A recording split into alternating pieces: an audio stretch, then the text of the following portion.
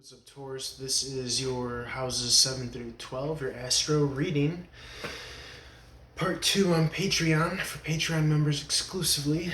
Let's jump right into the house of Libra, the 7th house of partnerships, marriage, one-on-one relationships, alliances, or conflicts with others, legal matters. Let's see what you got going for July 2020, Taurus, and or timeless, depending on when you're viewing this. You got the Emperor card in reverse. Some people do call this the Taurus card as well as the Aries card in the house of Libra, 7th house. Could be feeling out of your element in regards to relationships, possibly legal matters.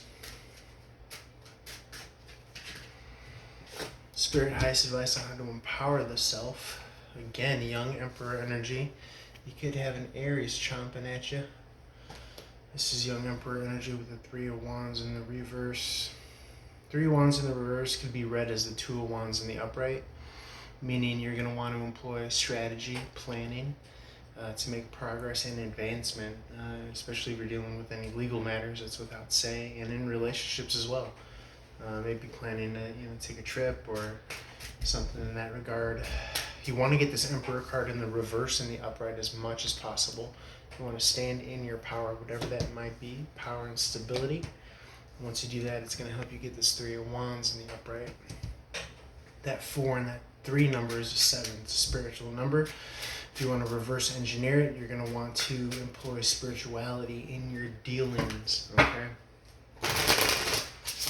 Meaning do the inner work, do the soul work, all that good stuff. Let's get one more card for the 7th house. Libra, Taurus, July 2020 and or timeless. Okay, you got the Judgment in reverse. This is you being too hard in yourself, too hard on yourself. So sometimes spirituality means giving yourself a break, giving yourself credit. This is Scorpionic Pluto energy. It could be part of your spiritual growth. Taurus, sometimes you guys do all the work. Sometimes you guys are the most hardworking, but you got to let it go. You can give yourself a break here. That's what this Judgment in reverse means. I think that helps empower you, and that helps get you in a position where you can set sail to new, broader horizons. Okay, let's move on to the house of Scorpio, the 8th house. This is sex, death, rebirth, renewal, transformation, deeply felt peak experiences, depth interactions with others, growth and change. So we got for Taurus, July 2020. For this 8th house, Scorpio. Granted that, your birth chart, your natal chart, using the astrological houses are going to be completely different. However, every one of the houses is basically fundamentally empowered by the zodiac and ruling planet. This is how astrologers read the birth chart, the natal chart. So this definitely cross applies to your sign and what I'm doing here. You might want to check out, take a deeper dive into your own natal chart, your birth chart, using astrology, and maybe even get it professionally read by a astrologer. I'm merely employing the studies and the power of tarot to this astrological format, which is deeply interwoven in the fabrics of each other, astrology and tarot. Let's see. For this 8th house, Scorpio energy of the Hanged Man. Hanged Man is number 12 energy, which adds to the 3. This is Hanged Man in reverse. This is my Harry Houdini card. This is emerging. Some sort of rebirth, phoenix from the ashes. It reminds me of the Death card in reverse. Again, 8th house, sex, death, rebirth. So this is definitely fitting. You're going through some sort of rebirth in your life, Taurus. Okay. Let's see what else Spirit has. Yeah, maybe coming out of this energy of feeling like you missed an opportunity with this 4 of Cups in the reverse. I like to read the 4s as stability, even though, again, typically it feels like, a missed opportunity energy, the 4 of Cups, but I do like to read that as a stable energy. So it's going to be a slow and steady, stable rebirthing process here, especially the more in tune that you get with your partnerships and spirituality here with that Libra energy, balancing of the scales to help assist your rebirth. Let's jump on over to the 9th house, Sagittarius, the search for meaning, higher education, mind expansion, philosophy of life, religions, journeys, travels. You got the Hermit in reverse. You're coming out of this hermitage energy with newfound glory in the spiritual realms. That's what the Hermit is about. The Hermit is the magician in old age. So you're going to be looking to employ some of the more esoteric, soul-searching, kind of not so widely spoken about energies. That's done when you do a deep dive into the self, which again, I think this whole Libra house was speaking to right here with the Judgment card in reverse. So you're coming out of that energy. As far as the searching for meaning, philosophy, your Sagittarius card, obviously, to put a timestamp on this, although it is timeless. You know, we're kind of doing the whole quarantine stuff right now in this year 2020. But I think it looks like you have been previously, doing some soul searching with this Hanged Man in the prior house, the 8th house Scorpio. And now you're actually emerging. You've kind of internalized this lantern halo effect here, with the halo above the Hanged Man and the lantern of the Hermit, signalizing illumination. Yes, I said signalizing, symbolizing and signaling combined in one, apparently. I like to make new words. Let's see what else we got for the Hermit. Communication. And so someone or something, or maybe spirit, universe itself is seeing that you've been doing this work, and so they're going to deliver you a message. The 8 of Wands is Cupid's arrow, Sagittarian energy. So it could be something like that. It could be involving someone who's emotionally strong, the Queen of Cups. Okay, very beautiful. They can help you with your meaning, your philosophy, traveling. Queen of Cups is Gemini, Cancer energy. Could be Pisces, Scorpio as well. Let's move on over to the Capricorn house of achievement, 10th house. Public life recognition, guides, career, or vocation. And if you see me looking over here, I'm just looking at a basic birth chart that has the houses and the meanings and the zodiac signs attributed to it. For the Capricorn 10th house, we have the High Priestess in reverse. This is about two polarized energies, forces. Some call it positive, negative. It could be gravitation versus radiation, magnetism versus decay, or something like that. Let's see. Well, this High Priestess in reverse is it's kind of saying that you need to carry this with you through your life as you travel. This is how you help to reach your goals and achievements with this house of Capricorn in the 10th house, Taurus. You can't just go through this rebirth experience and just, go galumphing around as if you haven't learned anything or you don't have any sense. In fact, the High Priestess is, behooves that you embody spirituality on your journeys and you turn this in the upright.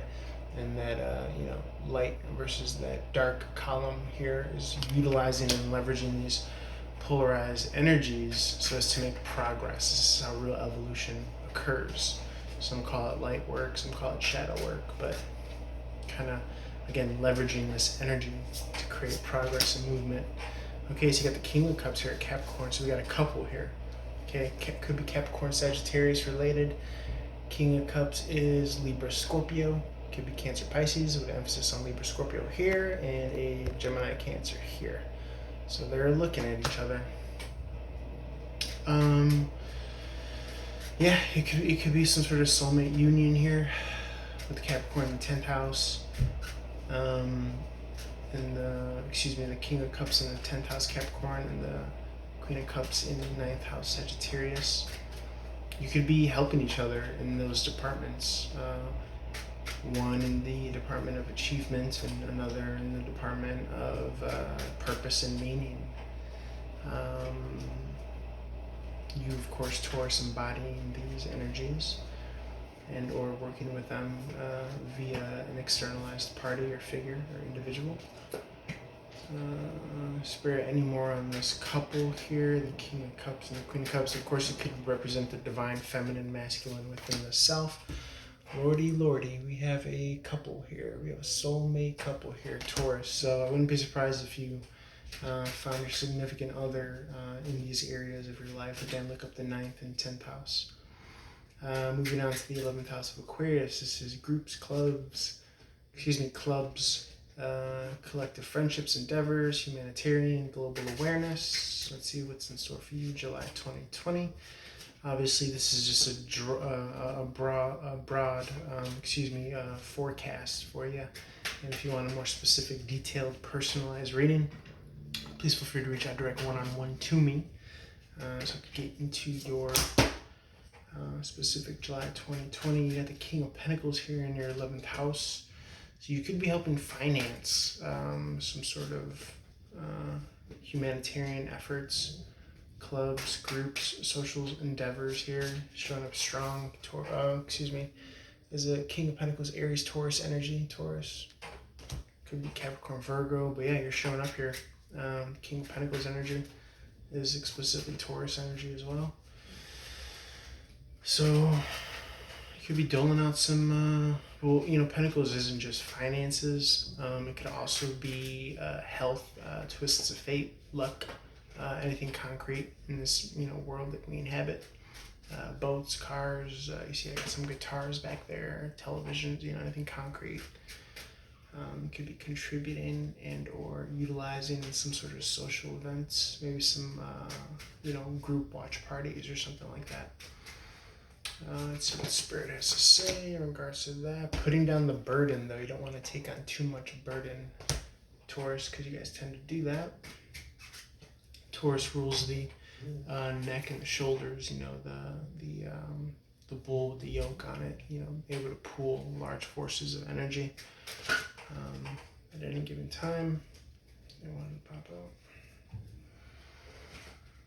So yeah, you want to, it's not a bad thing if you have the funds here, but you don't want to burden yourself with that 9 of Wands energy here. That's what I'm getting. Let's move over to the 12th house, service, humanity, Pisces energy here. Pisces rules the 12th house, self-transcendence, self-sacrifice, retreat from the world, unacknowledged, repressed parts of oneself. Yeah, this is the Taurus card. You get the 5 of Pentacles in the reverse. This is actually good, though, when this emerges in the reverse, because it speaks to you going within the church of self. I always read that as an internalization and or some way of coming out of this feeling casted out, downtrodden energy here, which is always good. Let's see what you got. Taurus, the Moon card. Could be fears, could be the unknown. Dogs barking in the night symbolizes, a moving onward of basically from, one realm to the other realm. A soul's passageway. Could be literal death, proverbial death again. Moon card, I kind of read it as illumination. The sun is in the background of the moon here. Watery energy.